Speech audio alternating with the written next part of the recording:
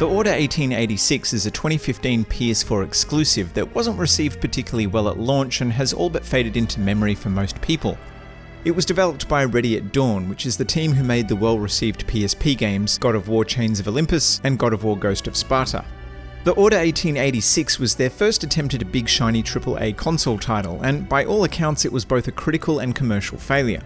According to the reviews from 2015, it's a short, simple and shallow experience that wasn't worth your time or your money. Like a lot of PS4 owners back then, I was supremely eager to play this. There weren't a huge number of exclusives, let alone new IPs to show off the power of the platform at that point, so hype for this game was epic. It wasn't just the gorgeous visuals that intrigued me, although I'd be lying if I said that wasn't part of the appeal. What really grabbed me was the gritty interpretation of late 19th century London. Its dark aesthetic was unlike anything else at the time, and the focus on narrative and combat was totally my jam. The marketing pitched it as the next-gen mega hit for Sony, and as a flagship title it fell dramatically short of this goal. It's easy to understand why the critics lambasted it for not being more than it was, and they weren't wrong. It's not a faultless masterpiece, but to say that the Order 1886 is a dull, aimless Gears of War clone is an equally inappropriate description if you ask me. Like a lot of games I review on this channel, I only got around to playing it recently, so there's zero nostalgia here. This game has faults, lots of them, but it's exceptional in a lot of ways too. I think that in spite of its flaws and the broken promises the marketing made, there's something kind of special about it. So as usual for these re-reviews, I'm going to discuss its development history, what it's like to play today, and if there's any truth to those sequel rumours. The question I'm going to try and answer above all else though is, why did it bomb so hard? That's it. We should keep moving when you arrive. Lead the way.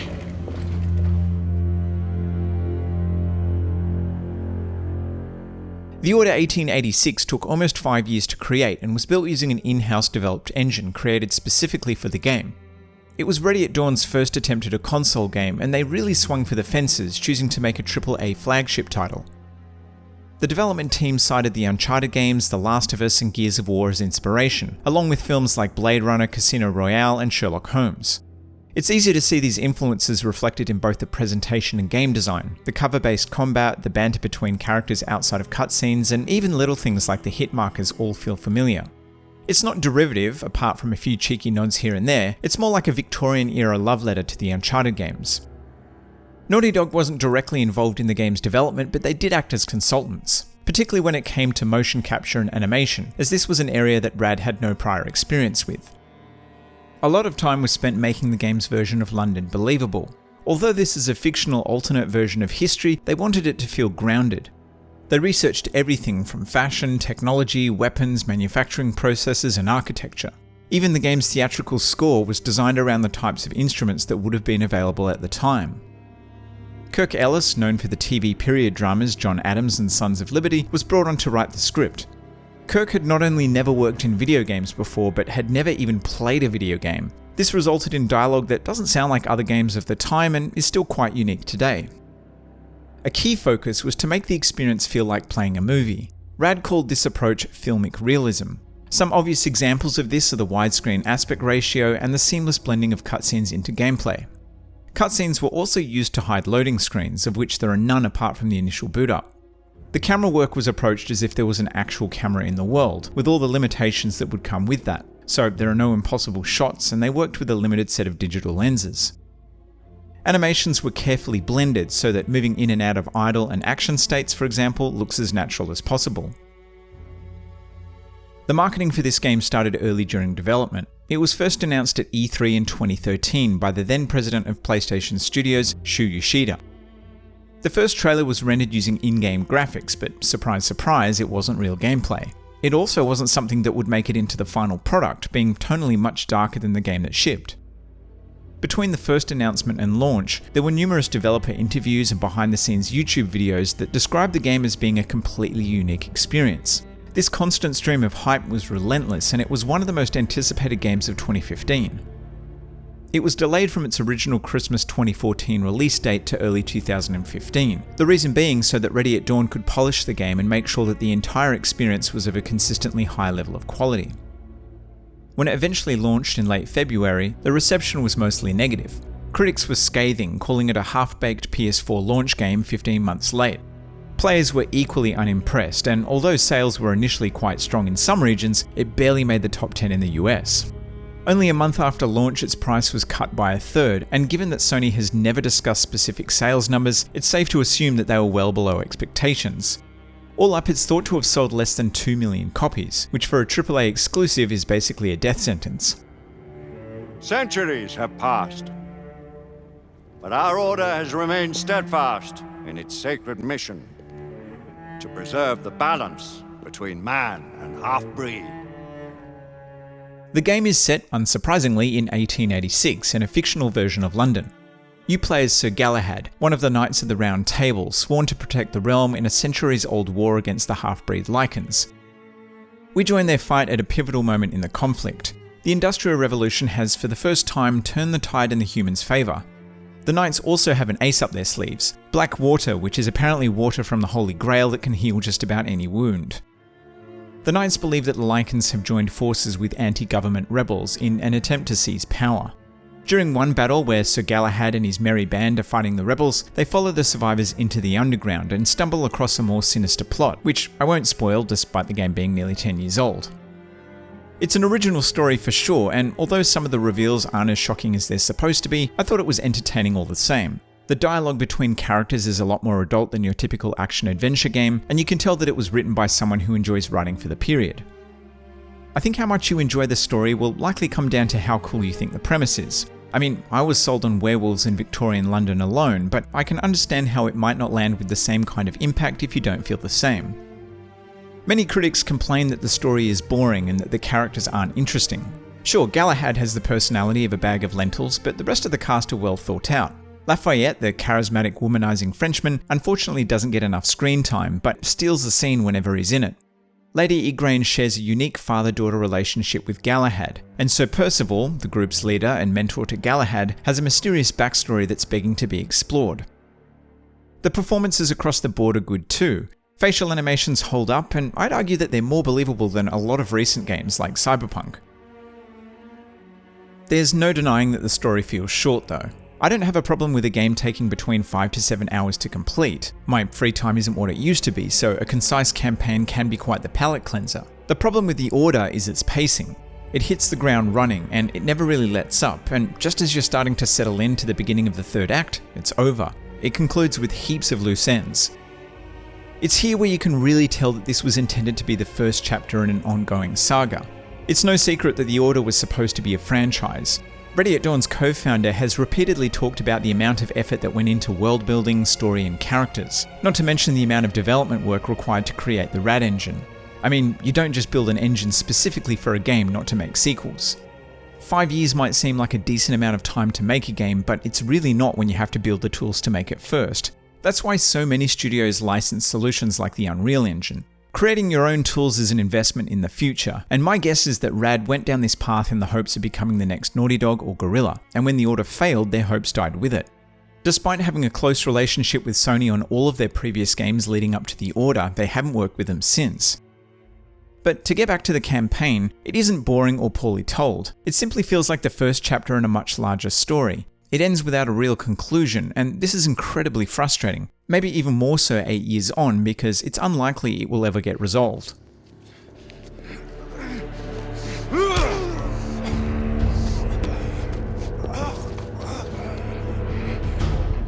Where's the Indian woman? Where is she?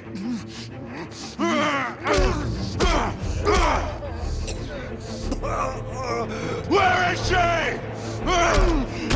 Where? Tell me! What makes The Order unique is the heavy focus on narrative and characters, and it can feel like the gameplay at times takes a back seat so that an event can play out in a specific way. The Order 1886 has been criticised by many for playing it safe when talking about gameplay, and yeah, it doesn't do anything new or interesting. That doesn't mean what it does is inherently bad though. Aiming and firing your weapons is easy, and the controls feel responsive and fluid. I mean, as much as 30 frames per second can feel fluid. The same goes for climbing over objects or diving into cover. It all works well and it's beautifully animated. Combat is best described as fine. It's similar to an Uncharted game. Just about all the weapons are satisfying to use and they sound fantastic. Enemies also react in amusing ways when shot, like how you can blast off limbs with the arc lance. It has its own version of bullet time that can be useful to clear a bunch of enemies simultaneously, when the camera behaves itself. There are some different scenarios throughout the game, like sneaking sections where you can only use stealth takedowns, but most of the combat boils down to finding some cover and popping in and out of it until all the bad guys are dead. The overabundance of quick-time events comes across as gameplay that's underdeveloped, and if QTEs were a cliche in 2015, they feel fucking prehistoric in 2023. The most frustrating thing here is that these scenarios could have been awesome if you had full control. Instead, you're limited to a simple button press or stick input.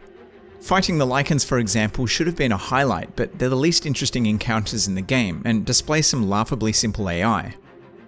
Venturing off the beaten path is another aspect that isn't rewarding because there isn't anything interesting to find. Aside from newspaper articles and photos, there's the occasional item to investigate, and there are some recordings that add a small amount of additional lore. Honestly though, you can skip all of this stuff and it has little to no impact on the story. If you're a die-hard fan, then you might find some of it interesting, but it ultimately comes across as low-effort filler. The main problem is that the gameplay is very one-note. Uncharted and The Last of Us have puzzles and side activities that make exploration fun and break up the monotony of the combat. The Order is missing this completely. Outside of the cover-based shootouts and the occasional light platforming section, there isn't another element to it. There are these mini-games like picking locks or sending Morse code, which you literally do once, but again they feel like placeholders to be swapped out for something grander later on. There are glimpses of these grand ideas, such as the finishes you can perform on enemies that hint at a more robust melee system, or the light detective mechanics that, had they been fleshed out, would have added more variety and given you more agency in the story, but these concepts are never fully explored. I can't help thinking that weaving in some survival horror stuff like an inventory or a crafting system would have been a stroke of genius. I've already mentioned how it feels like a short game, but it's not actually as crazy short as some people would have you believe. So, how long is it? Well, prior to launch, someone leaked footage of the game being completed in around 5.5 hours. This was countered by Ready at Dawn's co-founder, CTO and resident beefcake, Andrea Pacino, who claimed it would take about 8 to 10 hours. How Long to Beat has it listed at 7 to 8 hours based on 1,000 submissions, and my playthrough clocked in at just over 7. I didn't storm through it, I did some exploring and I stopped to take in the scenery, but I also didn't search every nook and cranny. Again, I don't think there's anything wrong with a game being 7 hours long, the Order just seems short because of its pacing and the abrupt cliffhanger it ends on. Still, despite the huge missed opportunity that the gameplay presents, I enjoyed myself. Gunfights can be a lot of fun if you approach them aggressively and utilize all of Galahad's abilities. There is a fair bit of downtime where you're simply walking around, but you've always got something interesting to look at. I think the fact that I wanted more from its underdeveloped mechanics speaks to how solid the foundations are. Okay, so why did it fail? I don't think there's much mystery here. I think it's basically a combination of massive marketing hype, a poor critical reception, and mediocre sales. Sure, there are plenty of things you can criticize it for, but The Order isn't a bad game. Not in the same way that something like Tony Hawk's Pro Skater 5 or Colonial Marines is. In spite of its problems, I think it's actually quite good, but I also would have been pretty pissed off with its lack of substance if I'd paid full price. At $5, which is what I paid, it's a completely different proposition though. There are little to no expectations at this price. If it sucks, you've only wasted what a cup of coffee costs. So its length and other shortcomings are much easier to swallow. I think you have to factor in good old-fashioned bad timing into its failure too. The Order was originally slated for a Christmas release, but instead it launched at a much slower time of year. Above all else though, Rad and Sony's assumption that The Order would be a series of games rather than a single self-contained experience, I believe was the killing blow. They banked on it being a mega hit and focused on building a solid foundation for future success, instead of ensuring that their initial game was as good as it could be. They made sure it looked great, ran smoothly, that its core mechanics worked, and left the more risky and time-consuming ideas for a sequel. It's not a tech demo, but it sort of does come across as a proof of concept, albeit a very polished one. Playing it is like watching a TV pilot episode. All the pieces are here to form something great, but it hasn't quite come together yet. In the end, the game that shipped fell short of expectations, both in terms of what players wanted and the sales that Sony forecast. Not knowing how much The Order cost means it's impossible to know how big a failure it was. My guess is it would have needed to sell 2 to 3 times as many copies as it did for a sequel to be greenlit.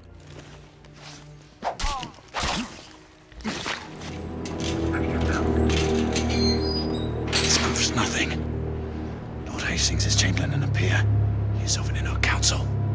Yes, privy to the Order's operations. How convenient for him. You imagine conspiracies when none exist. Despite the Order's failure, rumours of a sequel have been floating around for a long time.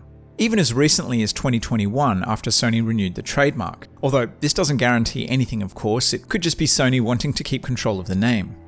Neither Sony nor RAD have ever officially cancelled the sequel, but they've never mentioned its existence either. Although a lot of work went into the RAD engine in preparation for sequels, RAD's next game would be the multi-platform title Deformers, which reviewed equally as poorly and sold even worse. If Sony were to go ahead with a sequel, it would have to be without Ready at Dawn, seeing as they were acquired by Oculus in 2020 to focus on VR titles. Given that Sony has never re-released or remastered the PS3 Killzone games, which had better sales and much better reviews, I think it's safe to assume that the Order is a one and done deal. Visually, the game is stunning, not just for an older game either. The Order 1886's depiction of London is dripping in detail. The lighting is exquisite, the texture quality is off the charts, and it has some impressive reflections. It's obvious that a high amount of the development budget went into polishing the shit out of the presentation. The only blemish is the occasional aliased edge, but otherwise it can easily hang with the best looking games of today. If it got a next-gen upgrade with ray tracing and 4K, I reckon it would look absolutely absurd. Performance is equally impressive. The game runs at a locked 30 frames per second, and I'll be damned if I ever saw a dropped frame. It's a shame that it doesn't run at 60 frames per second, although neither does Uncharted 4, and that came out a year later. What makes the performance all the more impressive is that all of the cutscenes run in real time. This means that when it transitions from cinematic to gameplay, it can often be completely seamless. If you have a jailbroken PS4 or PS5, there's actually an unofficial patch that unlocks the frame rate and changes the aspect ratio to 16:9. I haven't personally tried it, but it looks pretty damn awesome. Ready at Dawn clearly wanted to replicate the same kind of environmental storytelling that Naughty Dog is known for. Every location looks like a real place, full of interesting objects. It all stands up to close inspection too. Seriously, you can zoom in on anything and spend minutes just marveling at how detailed the model is. You can even pick up certain items for no other reason than to turn them over, and when you do this, it's almost as if you can hear the developers whispering in your ear, "Look how much fucking work we put into this." The weapons are all beautifully designed and they sound fantastic too.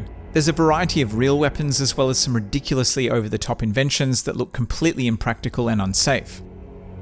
Character models are also extremely complex and show different textured surfaces, from shiny metals to coarse fabrics that interact with light differently. Of course, if you look closely, it's easy to see the compromises that were needed to pull it off. For starters, the entire game is presented in letterbox, with these big black borders on the top and bottom of the image. This means that the image on the screen is cropped to 1920 by 800 pixels, and along with the motion blur, film grain, and depth of field effects, this lends the presentation a film-like quality. It was also undoubtedly used to free up a bit of GPU by displaying a roughly 26% smaller image. This remains one of the biggest criticisms of the game. People really hate those black bars, which I always thought was kind of weird. Like Resident Evil 4, the original Resident Evil 4 has black bars too, and it's widely considered to be one of the most influential third-person shooters of all time, and I'm sure that the Order having them too isn't a coincidence. Also, on today's larger screens, it's less of an issue. Another area that's limited is the size of the playable area. In other words, levels are incredibly linear. There are a handful of sections that have a tiny, and I do mean tiny, amount of areas off the beaten path to explore, but otherwise you're funneled in a single direction.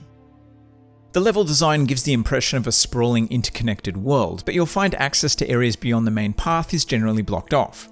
I didn't find this overly distracting though. The pace is so fast that you don't have much time to think about exploring, and it doesn't take long to realise that there isn't much worth finding anyway. The score is something you don't hear people rave about, which is a shame. It's every bit as impressive as the visuals. It was composed by Jason Graves, who also worked on the Dead Space games Until Dawn and Warframe, and I think this is some of his best work. Rather than recording each instrument section separately, which is common, the entire orchestra was recorded together to let the musicians hear the entire arrangement and give the sound as much emotion as possible.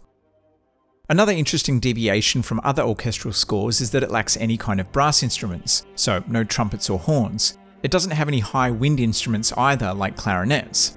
It was accompanied by a 24-strong choir consisting entirely of baritones, and the result is a dark and ominous score that suits the Victorian-era backdrop perfectly. I played through most of the game using an open-back headset, and this is an excellent way to enjoy it. Unfortunately, the rest of the game's audio isn't as good. Sound effects such as weapons are all great on their own, but something about the way that it's mixed sounds harsh and abrasive. There's some obvious compression in some sound effects. I couldn't pinpoint exactly what. I think it might happen when 2 or more effects play simultaneously. I tried a number of different headsets and I always found it a hard game to listen to for extended sessions. There aren't many audio options either to help remedy this. You've got a headset setting and a speaker setting, and that's it.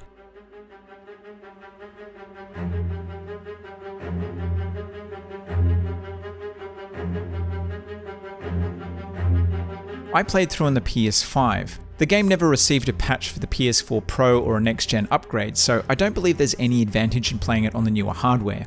Digital Foundry said that its performance on the original PS4 was pretty flawless, and like I said before, I didn't notice anything but a locked 30 frames per second. The game only has one DLC pack that was originally given away for free with pre-orders. This unlocks some different uniforms and weapons. It's only $2 if you want to buy it, although you'll still need to complete the game first before you can access this stuff. Also, for whatever reason, it's not available in Australia. Now, you'll definitely want to update the game to the latest version. This fixes a critical issue with game saves, and it also adds a photo mode. The photo mode can also be used to change the color grading, so if you want to play it in ye-old sepia, this will let you do that. More interestingly though, is that you can turn off the motion blur, film grain, vignette, and lens flare effects if you prefer a cleaner image. PS4 and PS5 are currently your only options for playing it. I'm going to make a bold claim here and say that it's not likely to get a PC port, so you'll definitely need a PlayStation. You can buy it through the PlayStation Store, although the price is still quite steep, so maybe wishlist it and wait for a sale. Alternatively, discs are filthy cheap. I got a near new boxed copy for $5 Australian, and I've seen loose discs for just a couple of dollars.